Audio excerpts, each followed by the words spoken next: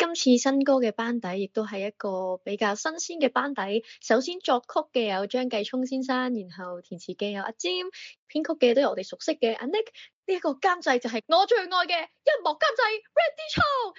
當初我哋其實聽咗好多首 demo 啦，然後我諗都聽咗十幾首，我全部都係唔知邊個寫嘅，一聽咧已經成個人好有力量，好喜歡，所以我去到真係好想用呢一首歌，決定咗 firm 啦，呢首歌先知係張繼聰先生填詞，之後就oh my god。咁至於填詞點解揾阿詹咧，係其實我有留意佢嘅作品好耐㗎啦，係一個好大嘅緣分啦。最後收翻嚟嘅歌詞都好感動。今次呢一個 MV 點解會揀喺日本拍攝？如果大家睇過男女自然觀察學會啦，咁嗰陣時就衍生咗一個新嘅節目叫做馬友旅遊部啦。我呢一個節目對我嘅意義好大，因為其實佢係我入行第一個節目啦。我哋全部人都係喺入面一齊成長，一齊學咗好多嘢。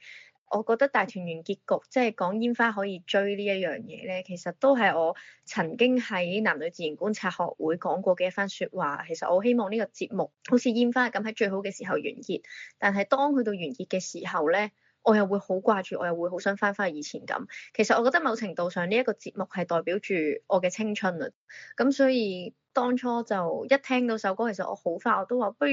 我真係好想去翻我哋以前拍節目去過嘅地方啊，好想再去感受多次。咁所以個古仔就係我去伊豆朝聖，去翻馬友旅遊部去過嘅地方，但係喺嗰陣時又遇翻以前嘅自己，入面都有好多呢一個節目嘅彩蛋。